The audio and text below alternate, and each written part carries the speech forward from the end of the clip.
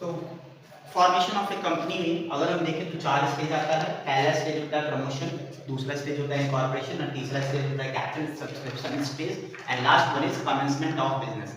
अगर company private है तो प्राइवेट कंपनियों को केवल 2 स्टेज क्रॉस करना होता है, एक प्रमोशन का स्टेज और एक इनकॉर्पोरेशन का स्टेज।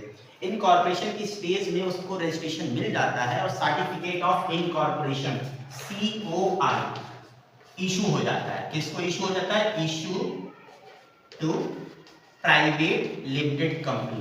और जैसे ये सर्टिफिकेट ऑफ इनकॉर्पोरेशन इशू हो जाता है, कंपनी अपने बिजनेस को रन कर सकती है, ऑपरेट कर सकती है और स्टार्ट कर सकती है।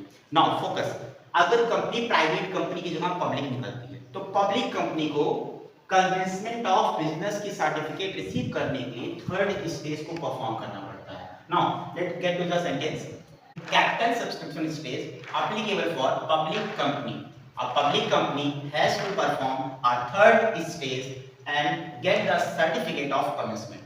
पब्लिक कंपनी को थर्ड स्टेज परफॉर्म करने के बाद ही सर्टिफिकेट ऑफ कमेंसमेंट दिया जाता है।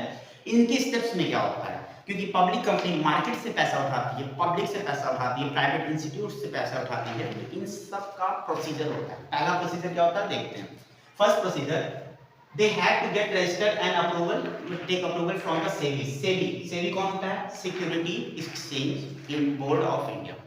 इट मींस जो शेयर मार्केट को गवर्न करती है, कैपिटल मार्केट पे पूरा अपना नजर रखती है, कैपिटल मार्केट के डिसीजंस लेती है, उसको सेबी बोलते हैं। तो अगर पब्लिक कंपनी है तो उसको सेबी का अप्रूवल लेना पड़ेगा। Who controls the capital market. Second step में क्या आता है? प्रॉस्पेक्टस और statement in lieu of prospectus. Public में शेयर इशू करना, पब्लिक से पैसा मांगने के लिए हमें ऑफर देना पड़ता है, इनविटेशन देना पड़ता है टू पब्लिक, और इनविटेशन देने के लिए हम यूज करते हैं प्रॉस्पेक्टस। इफ प्रॉस्पेक्टस जैसी डॉक्यूमेंट नहीं क्लियर है, नहीं प्रिपेयर्ड है, तो कंपनी क्या करती है? Statement in lieu of prospectus issue करती है। A document which contains the invitation to the public, the offers, the details of company, the structures, everything इस चीज में मेंशन होता है। थर्ड स्टेप में आते हैं हम लोग, appointment of bankers, brokers and underwriters. Already formation के टाइम पे हमने देखा था कि प्रमोटर क्या करते हैं?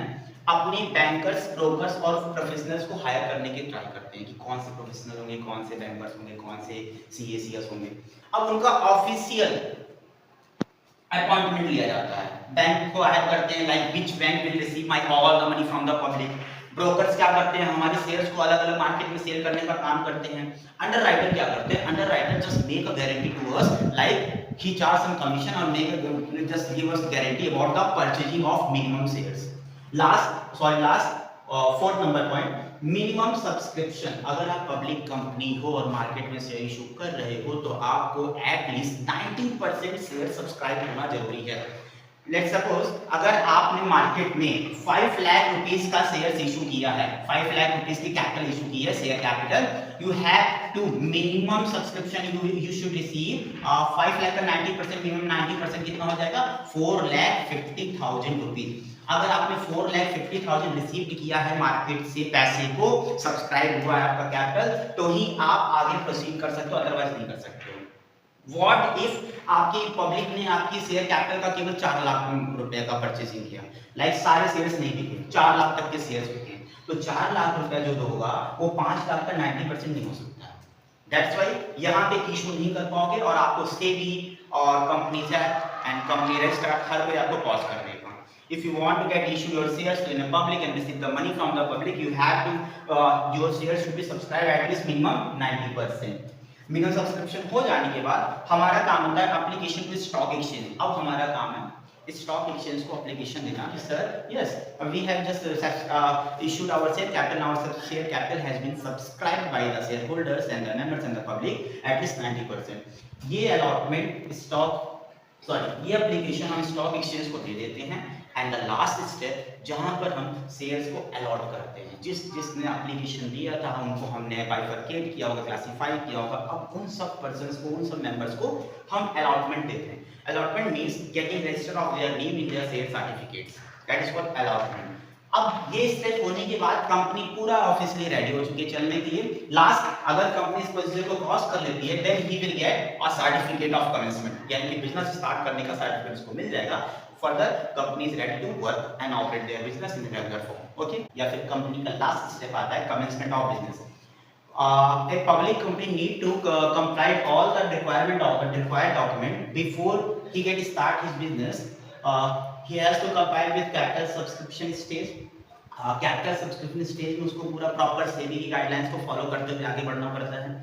एक बार सेबी की गाइडलाइंस फॉलो हो गई, प्रॉस्पेक्टस इशू हो गया, मनी रिसीप्ट हो गया, मनी का पेंडिंग अलॉटमेंट भी हमने कंप्लीट कर दिया, फिर कंपनी को हमने फाइलिंग कर दिया। आफ्टर दैट अब हमें क्या करना होता है, कंपनी अप्लाई करता है to the registrar to issue the certificate of commencement of business. अब कंपनी क्या करेगा, रजिस्ट्रार के पास एप्लीकेशन डालेगा, sir please issue the certificate of commencement, like मैं अब बिजनेस स्टार्ट कर सकता हूं, इस चीज का सर्टिफिकेट दे दीजिए। इसके लिए कंपनी को अब एक डिक्लेरेशन देना होगा, declaration for minimum subscription receive. उसको बताना होगा यस सर, उसको पूरा प्रॉपर डिटेल्स बताना होगा, यस सर 90% एटलीस्ट मैंने रिसीव कर लिया है। हाँ हो सकता है 100 भी रिसीव हो गया बट 90% मैंने रिसीव कर लिया है, ऐसा उसको दिखाना पड़ेगा। Declaration that every director has paid in cash application and allotment money, application and allotment money।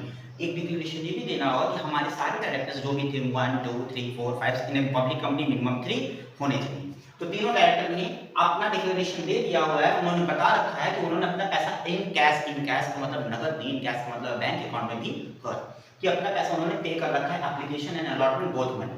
A declaration that no money is pending to pay back to the applicants। It means अगर आपने किसी का application वाला पैसा receive किया हुआ है और उसको अलॉटमेंट नहीं किया हुआ है अभी तक, it means neither he is a shareholder in your company nor a member, आप उसके पैसे को भी वापस कर चुके हो, there is no pending to pay back the applicants, किसी की applicants की पैसे को पे बैक करने का कोई पेंडिंग अलॉट चीज नहीं बचा है। And last, a declaration that all requirement have been compiled। जितना भी सब गवर्नमेंट ने, कंपनी से रजिस्ट्रार ने, जो भी एक्ट ने डॉक्यूमेंट्स रिक्वायरमेंट बोला था वो सब हमने कंप्लीट कर रखा है। ये सब चीजें हम कंपाइल कर चुके हैं, कंप्लीट कर चुके हैं। हमको ये सारे डिक्लेरेशन अप्लाई करने होते हैं to get a commencement of business certificate. After that company review करेगा, कंपनी रजिस्ट्रार रिव्यू करने के बाद आपको certificate of commencement of business issue कर देंगे। नाउ इसके बाद जैसे ही आपको इशू होगा, आप प्रॉपर लीगल रूप से अपनी ट्रांजैक्शंस को कंपनी के बिहाफ में कंप्लीट कर सकते हो। And that's the topic about the company. Companies के शेयर्स को अगर ग्रुप में पेड अप शेयर्स को, यानी जिन शेयर्स में फुल पैसा रिसीव हो चुका है, उन सारे शेयर्स को अगर एक कर दिया जाए तो स्टॉक माना जाता है। It means joint stock company। As joint stock means where the persons get joined together and start a company by subscribing share capitals and shares and introduce their money as form of share capital। Okay, thank you everyone।